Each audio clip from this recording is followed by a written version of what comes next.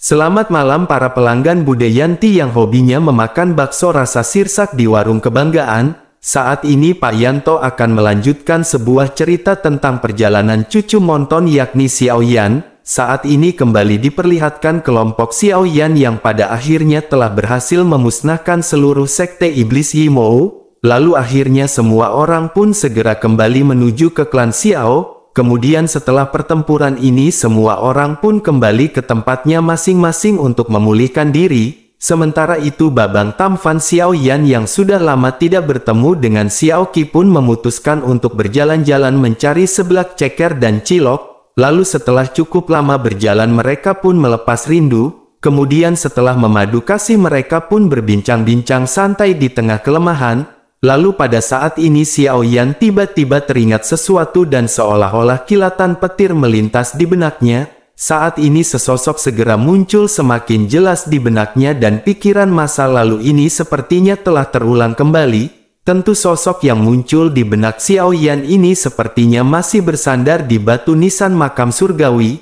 Dan sosok ini adalah sosok yang memberi Xiao Yan modal untuk menuju ke benua Dodi. Apalagi sosok ini menciptakan kejayaan bagi Xiao Yan pada hari ini, yang dimana dirinya adalah pendiri keluarga Xiao yang bernama Xiao Xuan. Kemudian Xiao Yan pun bergumam di dalam pikirannya, Xiao Yan telah terperangkap di makam surgawi selama bertahun-tahun, dan sekarang Xiao Yan telah menembus benua Dodi setelah bertahun-tahun telah berlalu dengan sekejap mata. Tentu saja Xiao Yan tidak bisa membiarkannya menunggu lebih lama lagi. Setelah itu Xiao Yan pun menghela nafas dengan jejak samar kehidupan yang muncul di wajahnya. Sementara itu merasakan perubahan mendadak dalam pikiran Xiao Yan. Tentu saja Xiao Qi pun menatap ke arah Xiao Yan. Kemudian dirinya pun segera bertanya, apa yang telah terjadi? Xiao Yan pun berkata bahwa ini adalah leluhur keluarga Xiao di daratan sebelumnya. Dan ini adalah sosok Xiao Xuan yang pernah Xiao Yan ceritakan kepada Xiao Qi. Dan leluhurnya ini adalah sosok yang telah membantu Xiao Yan hingga Xiao Yan bisa menerobos. Kemudian Xiao Yan kembali menghela nafas sebelum akhirnya menatap Xiao Qi dengan dalam. Xiao Yan perlahan berkata bahwa dirinya khawatir Xiao Yan tidak akan bisa menemani Xiao Qi kembali ke Xiao Mansion. Xiao Qi pun tertegun untuk waktu yang lama sebelum akhirnya segera pulih. Xiao Qi bertanya apakah alasan kakak Xiao Yan tidak bisa menemaninya. Apakah suaminya berencana untuk pergi ke klan Yao dan mendapat metode rahasia klan Yao untuk menghidupkan kembali Xiao Xuan? Menanggapi hal itu Xiao Yan pun segera berkata bahwa dirinya tidak bisa membiarkan leluhur Xiao Xuan menunggu lebih lama lagi. Tentu saja mereka harus menemukan cara untuk menemukan klan Yao secepat mungkin dan mendapatkan metode rahasia untuk menghidupkannya kembali.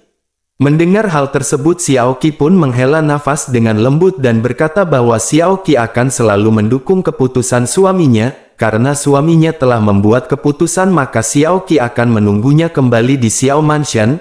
Lalu singkat cerita hari pun berganti di mana Xiao Yao, Kaisar Ming, Xiao Ling dan yang lainnya berdiri dengan tenang di luar lembah. Mereka menatap Xiao Yan diam pada saat ini berpakaian serba hitam. Ekspresi Xiao Yao pada saat ini menjadi sedikit bingung ketika dirinya melihat bahwa seluruh klan akan bermigrasi. Namun pada saat ini Xiao Yan benar-benar ingin melakukan hal lain dan tidak menemani klannya pergi. Dirinya pun segera bertanya, apakah Xiao Yan benar-benar bertekad untuk pergi ke klan Yao sendirian? Apakah Xiao Yan benar-benar ingin menemukan cara untuk menghidupkan kembali jiwa yang tersisa? Menanggapi hal itu Xiao Yan pun tersenyum dan mengangguk. Setelah itu Xiao Yan lanjut berkata bahwa Xiao Yan juga pada saat ini tidak perlu khawatir tentang masalah perpindahan keluarga ini. Karena pada saat ini ada Kaisar Ming dan senior lainnya, selain itu ada Xiao Zhan dan yang lainnya yang mengawal mereka sepanjang jalan. Menanggapi hal itu Xiao Yao pun tersenyum masam. Dirinya lanjut berkata jika yang dirinya khawatirkan pada saat ini adalah Xiao Yan yang pergi sendirian. Menanggapi perkataan dari Xiao Yao ini Xiao Yan pun kembali tersenyum. Xiao Yan pun segera bertanya, mungkinkah leluhur berpikir bahwa kekuatan tempur Xiao Yan ini tidak cukup untuk berjalan sendirian di daratan? Selain itu perjalanan ini hanya untuk mengunjungi keluarga klan Yao. sehingga dengan begitu apakah ada bahaya yang akan dihadapi oleh Xiao Yan? Pada saat ini Xiao Yao memandang ke arah Xiao Yan dan menghela nafas karena dirinya tidak bisa menghentikan Xiao Yan. Xiao Yao mengenal jelas sosok Xiao Yan, oleh karena itu ketika Xiao Yan telah memutuskan maka dirinya tidak bisa berkata apa-apa. Akhirnya Xiao Yan pada saat ini tersenyum sebelum akhirnya menangkupkan tinjunya untuk mengucapkan selamat tinggal kepada semua orang. Setelah itu Xiao Yan pun segera berbalik dan pergi meninggalkan kerumunan. Namun baru saja sosok Xiao Yan berbalik setengah, saat ini mata Xiao Yan pun segera tertuju ke depan, dirinya melihat Xiao Zhan, Nan Erming, Feng Feng berbalik horizontal, mereka menghalangi jalan Xiao Yan dengan erat. Pada saat ini dengan serentak mereka pun segera mengeluarkan kata-kata bahwa mereka ingin pergi bersama dengan Tuan Muda Xiao Yan. Melihat orang-orang ini diam-diam memblokir Xiao Yan, tentu saja Xiao Yan pun menjadi sangat marah, sehingga Xiao Yan pun segera berkata bahwa dirinya baru saja ingin pergi untuk mengunjungi klan Yao. Tentu saja Xiao Yan tidak berniat untuk mati dan apa yang mereka lakukan pada saat ini. Menanggapi hal itu Nan Erming yang tampan pun segera maju selangkah dan mengangkat alisnya sedikit. Dirinya tidak takut dengan tatapan Xiao Yan dan mulai berkata dengan nada yang cukup tegas. Nan Erming berkata bahwa mereka memikul tanggung jawab untuk melindungi Tuan Muda Xiao Yan.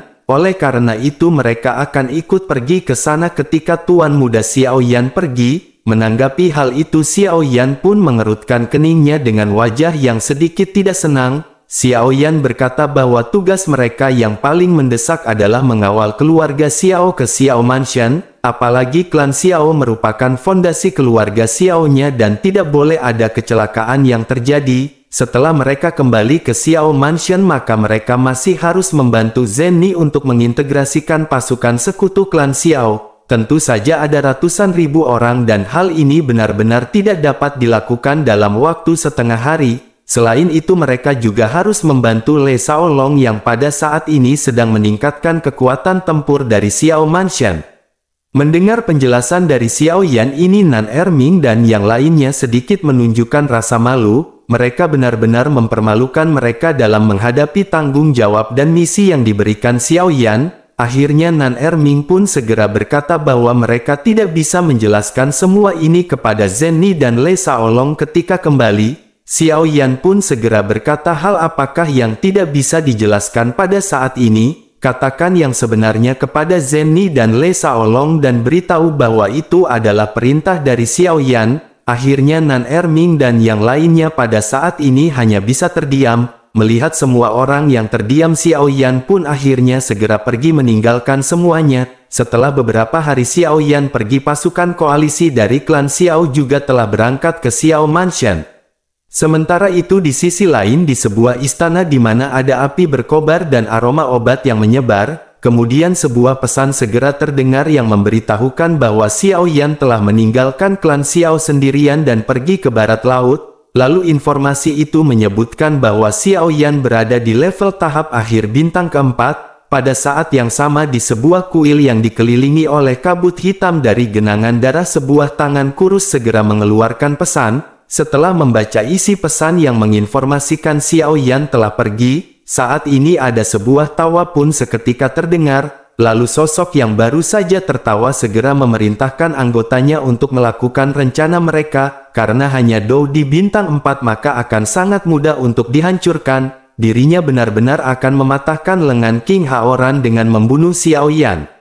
Lalu singkat cerita dalam sekejap mata 1 bulan pun telah berlalu dan ratusan ribu orang dari klan Xiao akhirnya tiba di kota Juxi. Mereka pun pada saat ini segera berada di bawah dukungan dari Xiao Mansion. Semua orang yang baru saja datang dikejutkan oleh kemakmuran kota Juxi yang tidak tertandingi dibandingkan dengan di Zhou. Semua orang benar-benar tercengang melihat kondisi dari kota Juxi yang benar-benar menakjubkan. Pada saat ini Xiao Qi juga terkagum-kagum melihat tempat tinggal dari Xiao Yan. Dirinya pun segera bertanya kepada Xiao Yao, apakah ini benar-benar rumah Xiao Yan? Menanggapi hal itu Xiao Yao pun tertawa dan berkata bahwa ini memang benar Xiao Mansion, dan ini benar-benar rumah dari suaminya yang bernama Xiao Yan.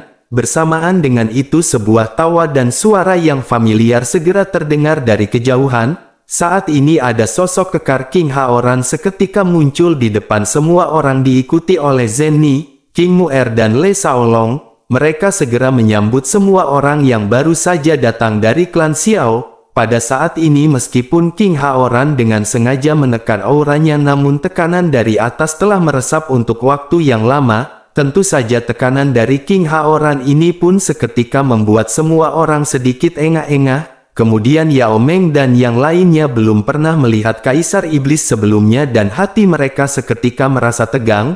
Mereka benar-benar tidak tahu siapa orang yang berada di hadapan mereka ini. Sementara itu mata Xiao Qi berbinar dan dirinya segera melompat ketika melihat King Haoran. Xiao Qi teringat bukankah ini adalah Kaisar Iblis King Haoran yang memberikan keterampilan bertarung kepadanya. Xiao Qi pun tidak lagi ragu sebelum akhirnya membungkuk sedikit untuk memberikan hormat kepada King Haoran. Xiao Qi pun segera berkata bahwa dirinya sangat senang bisa bertemu dengan Kaisar Iblis lagi. Mendengar perkataan dari Xiao Qi ini Yao Meng, Yao Xi dan klan pemusnahan benar-benar terkejut. Mereka tidak menyangka bahwa Kaisar Iblis benar-benar telah ada di sini dan menyambut mereka.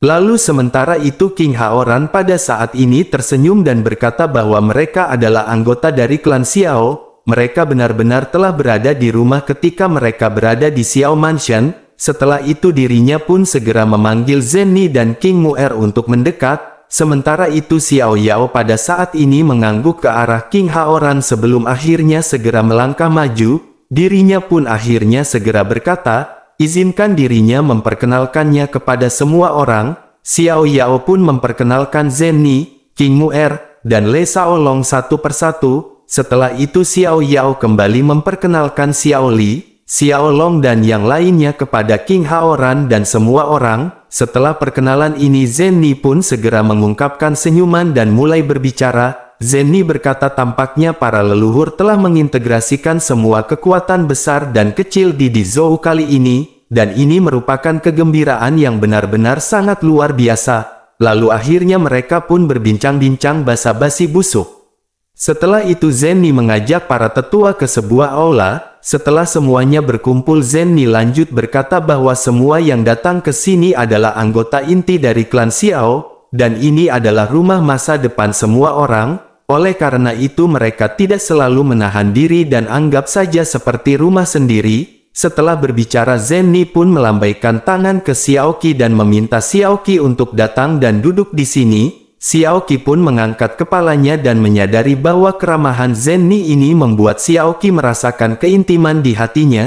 Dirinya pun segera melangkah dan pindah ke sisi Zenni. Tanpa sadar Xiao Qi pada saat ini duduk di antara Zenni dan King Mu'er. Akhirnya mereka pun saling berbincang dan menyanjung satu sama lain. Di tengah-tengah perbincangan ini ekspresi Xiao Yao tiba-tiba berubah menjadi sedikit serius. Dirinya pun segera berbicara kepada King Haoran bahwa ada suatu hal yang harus dirinya katakan. Karena saat ini jejak pemakan jiwa telah kembali muncul di daerah Dizhou. Dirinya ingin tahu apakah yang dipikirkan oleh Kaisar Iblis mengenai hal ini. King Haoran pada saat ini sedikit terkejut dan berkata bahwa permasalahan ini benar-benar sangat disayangkan. Terlebih lagi orang-orang berjubah hitam itu mati tanpa mengungkapkan orang di balik layar. Mereka benar-benar kekurangan bukti dan mereka tidak dapat berbicara tentang iblis jiwa untuk sementara waktu. King Haoran benar-benar ingin tahu mengapa mereka menyerang klan Xiao yang berada di bawah perlindungan klan iblis darahnya.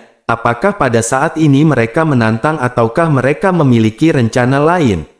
Menanggapi hal itu Le Shaolong pun mengerutkan kening sebelum akhirnya mulai berbicara. Le Shaolong berkata menurut pendapatnya bahwa tantangan klan iblis jiwa terhadap garis bawah Kaisar Iblis hanyalah suatu aspek. Dirinya khawatir ada kemungkinan lebih tinggi untuk memiliki rencana lain. King Haoran pun segera melirik ke arah Le Shaolong dan bertanya, mengapa Le Shaolong berpikir demikian?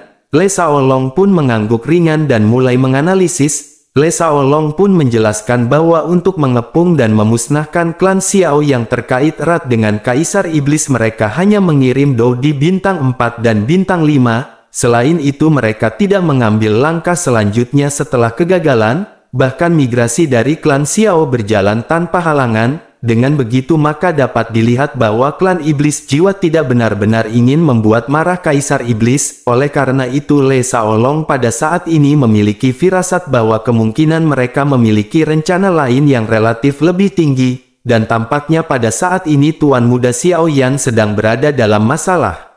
Menanggapi hal itu semua orang pada saat ini sedikit terkejut. Xiao Yao bahkan pada saat ini tiba-tiba berdiri dan bertanya, apakah Xiao Yan benar-benar dalam permasalahan?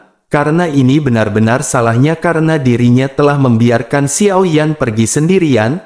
Oleh karena itu Xiao Yao pada saat ini benar-benar harus segera pergi untuk menyelamatkannya. Melihat Xiao Yao yang bergegas, pada saat ini Kaisar Ming, Xiao Long, Xiao Qi dan yang lainnya dalam keadaan kacau. Mereka pada saat ini benar-benar ingin pergi mengikuti Xiao Yao untuk menyelamatkan Xiao Yan. Melihat hal ini Zenni pun segera berdiri dan meminta semua orang untuk menunggu. Lalu energi Doki bintang 5 segera menyembur keluar berubah menjadi tanaman merambat hijau yang tidak terhitung jumlahnya dan menghalangi jalan keluar. Menanggapi hal itu mata Xiao Yao pada saat ini sudah menjadi merah segera menatap ke arah Zenni. Dirinya segera bertanya apa maksud dari Nona Zenni. Menanggapi hal itu Zenni pun meminta maaf karena Zenni telah bersikap kasar. Zenni pada saat ini masih memiliki kontrak darah di tubuhnya dan dirinya bisa merasakan bahwa Xiao Yan baik-baik saja. Oleh karena itu mereka harus yakin bahwa kondisi Tuan Muda Xiao Yan pada saat ini baik-baik saja. Zenni bahkan pada saat ini bisa mengandalkan kontrak darah dengan kecepatan gerakannya saat ini. Namun pada saat ini semua orang harus benar-benar tenang. Selain itu mereka juga belum tahu pasti tujuan sebenarnya dari iblis jiwa.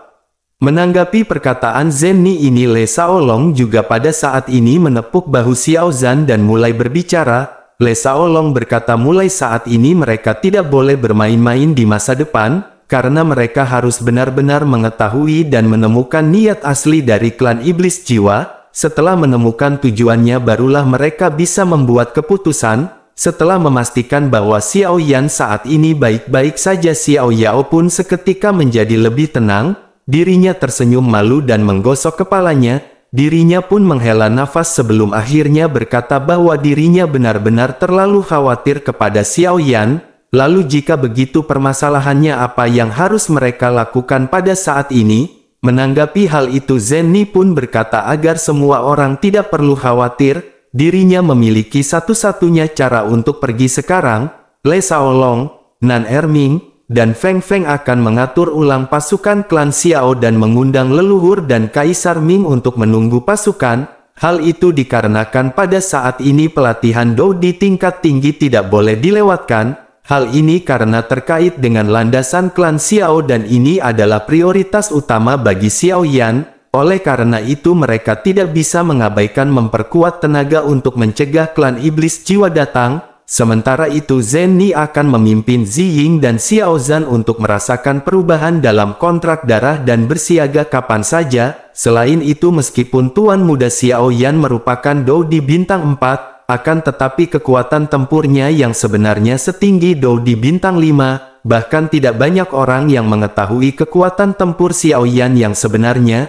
Lalu siapapun yang berani menghadapi Xiao Yan akan membayar harga yang mahal. Terlebih lagi pada saat ini Tuan Muda Xiao Yan memiliki sayap tulang di tubuhnya, dan dengan bonus misterius dari keterampilan ini bahkan Ziying mungkin tidak bisa mengejar dengan semua kekuatannya.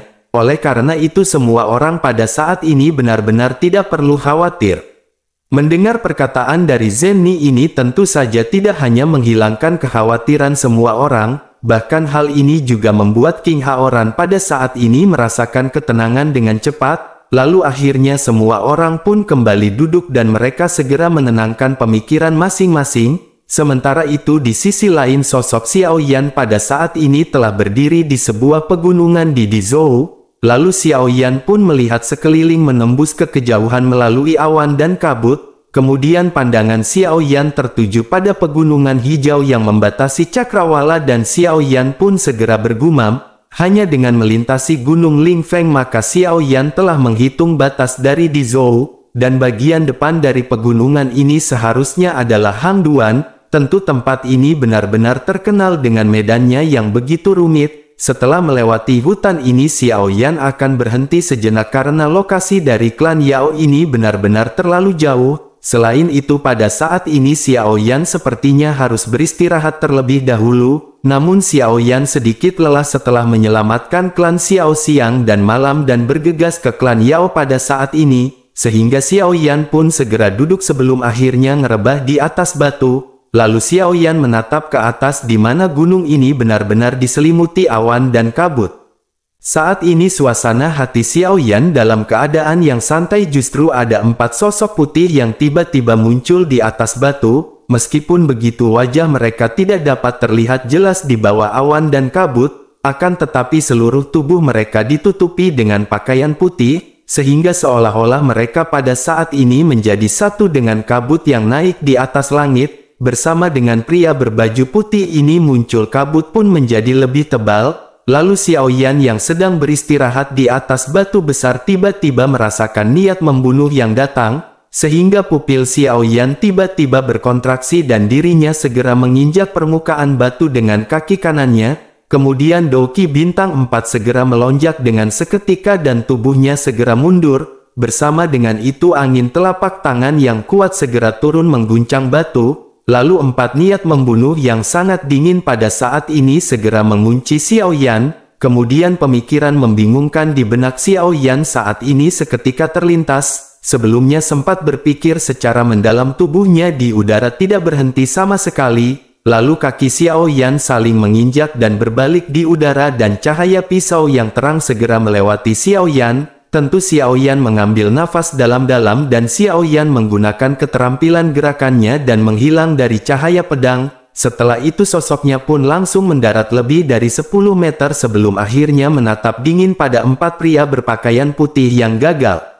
Tentu saja serangan diam-diam yang dilakukan oleh pria berjubah putih ini benar-benar meleset. Kemudian keempat pria berbaju putih itu pun terkejut pada saat yang bersamaan. Lalu mereka pada saat ini mengangkat alis mereka tinggi-tinggi dipenuhi dengan ketidakpercayaan.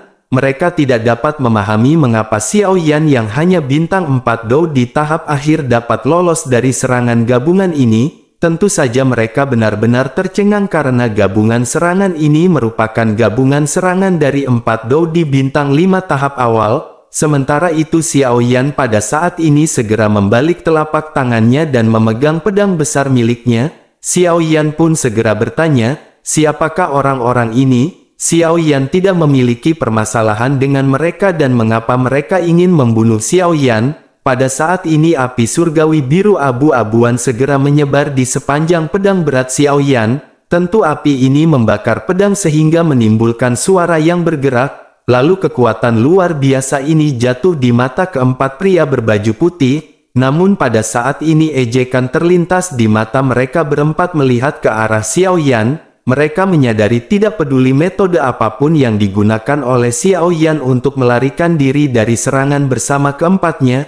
Namun mereka meyakini bahwa seorang Dou di bintang 4 tahap akhir tidak akan mampu melawan Dou di bintang 5 tahap awal. Pada saat ini pria berjubah hitam benar-benar tidak mengucapkan sepatah kata pun sehingga membuat Xiao Yan seketika berubah menjadi sangat marah. Xiao Yan pada saat ini tidak peduli betapa terkejutnya pihak lain. Namun karena mereka ingin membunuh Xiao Yan maka mereka harus siap membayar harga yang sesuai. Xiao Yan pun segera berkata karena mereka tidak mengatakan apapun maka jangan salahkan Xiao Yan karena bersikap kasar. Lalu bersamaan dengan perkataan tersebut kaki kiri Xiao Yan pun segera terbanting ke tanah dan seluruh tubuhnya segera mendekati pria berbaju putih.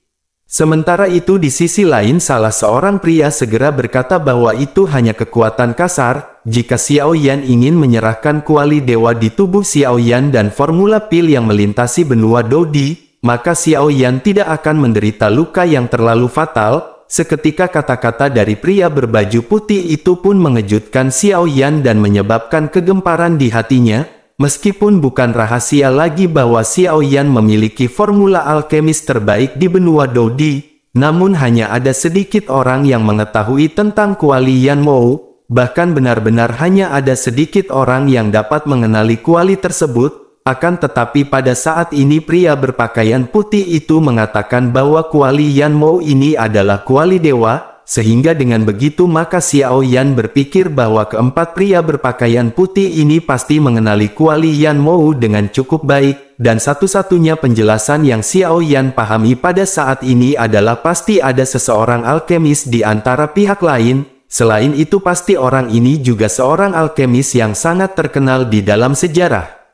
Bersamaan dengan pemikiran Xiao Yan ini cahaya pisau pada saat ini telah melesat dan berjarak beberapa meter dari Xiao Yan, lalu Xiao Yan pun segera pulih dan mulai berpindah, kemudian Doki di telapak tangan kiri tiba-tiba menekan tanah dan pada saat yang sama kaki kanan Xiao Yan tiba-tiba menendang tanah, lalu dengan seketika terangkat dengan suara gemetar yang tidak ada habisnya. Melihat pemandangan ini para pria berpakaian putih seketika kembali terkejut. Sebelum pria berpakaian putih lainnya sempat bereaksi, nyala api surgawi segera naik di pedang besar Xiao Yan, bahkan api surgawi pada saat ini membakar lebih keras dan radius 100.000 meter dipenuhi dengan api yang mengamuk. Lalu pria berbaju putih yang merupakan pemimpin dari pasukan ini pada saat ini masuk ke dalam api surgawi Xiao Yan. Tentu tiga pria berpakaian putih lainnya tidak menyangka bahwa pemimpin mereka akan jatuh ke dalam bahaya hanya dalam satu putaran, meskipun mereka tidak tahu bagaimana Xiao Yan melakukannya, namun jika mereka tidak pergi untuk menyelamatkan pemimpin mereka mungkin pemimpin mereka akan berubah menjadi abu di saat berikutnya. Kemudian tiga pria berbaju putih ini pun seketika bergerak dan mengelilingi Xiao Yan. Pada saat ini ketiganya mengeluarkan serangan yang langsung menuju ke titik fatal di tubuh Xiao Yan. Menyadari hal ini Xiao Yan pun segera berkata, jika itu adalah Dou di tahap akhir bintang 4 biasa maka Xiao Yan khawatir jika dirinya akan dibunuh di sini. Namun sayangnya pada saat ini mereka telah bertemu dengan Xiao Yan sang cucu monton sekaligus keponakan Bude Yanti. Lalu Xiao Yan pun menarik nafas dan pada saat ini otot-otot di tubuh Xiao Yan seketika mengeras. Bersamaan dengan itu api surgawi kembali melonjak dan dua pria berpakaian putih yang menyerang diam-diam segera terlempar mundur. Tentu saja mata kedua pria berpakaian putih itu pun tiba-tiba menyusut dan mereka akhirnya menyadari bagaimana rasanya di bawah tekanan oleh Xiao Yan. Lalu melihat lautan api yang mengamuk kedua pria berbaju putih tidak peduli dengan tangan mereka yang mati rasa, sehingga mereka pun segera kembali menyerang dan pertempuran intens di antara mereka segera terjadi. Di bawah tekanan dari beberapa serangan ini Xiao Yan benar-benar kewalahan, lalu pria berjubah putih mengeluarkan teknik pamungkas mereka dan saat serangan hendak menyentuh tubuh Xiao Yan, justru tanpa disadari ada lapisan baju besi Doki yang tiba-tiba muncul di tubuh Xiao Yan, dan ini adalah kombinasi sempurna dari Doki dan segel roh yang dimiliki oleh Xiao Yan. Lalu benturan dari serangan ini pun seketika terdengar dengan keras, kemudian Xiao Yan merasakan seperti punggungnya tersambar petir dan tenggorokan Xiao Yan terasa manis, lalu kaki Xiao Yan terangkat dari tanah. Kemudian di bawah pengaruh tekanan ini tubuh Xiao Yan tidak terkendali segera menabrak kerikil yang tidak terhitung jumlahnya dan terciprat kemana-mana.